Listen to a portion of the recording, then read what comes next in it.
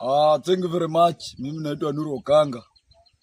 Nimeona kwa ODM kuna mlipuko sana. Kila mtu anavuta kamba.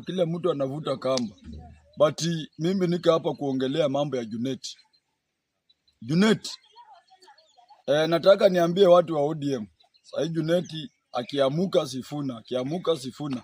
Nataka niambie Junet, kama kuna watu more corruption kwa hii government ya Ruto ni wewe. Kama kuna watu wameluti pesa hata wakati wa Uhuru wa KMP ni wewe. Umegwamilia kwa Ruto ukisema two term. Ndio Ruto, unajua Ruto ukishatoka kwa Ruto faili yake inafunguliwa. Hata kuna shule huko mahali wewe ni mbunge huko. Kuna shule ulijenga ukaweka simiti kidogo na shule zikaanguka chini. Kuna barabara zina loot. Wewe unashinda ukiluti pesa ukiimba two term. Nataka niambie Junet, mimi Nuru Okanga. Na unajua mimi urafiki na kazi ni vitu mbili tofauti. Hiyo unajua. Na hiyo msimamo ndio imeniweka mahali niko sahi. Nataka niambie Junet, wewe unashinda ukisukuma Sifuna ili atoke uuze chama ya ODM.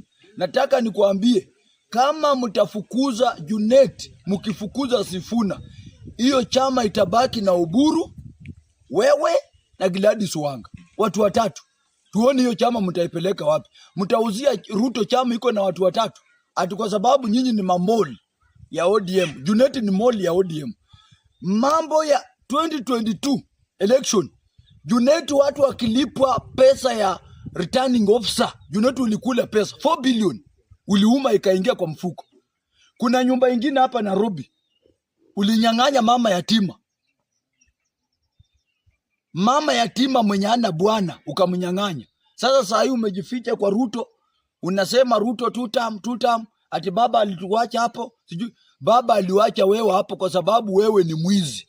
Na wewe ndio ulichangia Raila Odinga kukosa kuwa president. Na hiyo ndio ukweli ya mambo. Hii mambo mnaenda left right center ati mnabembeleza watu ati kwa sababu kuna watu wengine wanabaia watu chai sijui nini. Hiyo mimi kama Nuru Okanga never. Junet. Mimi najua huyu Junet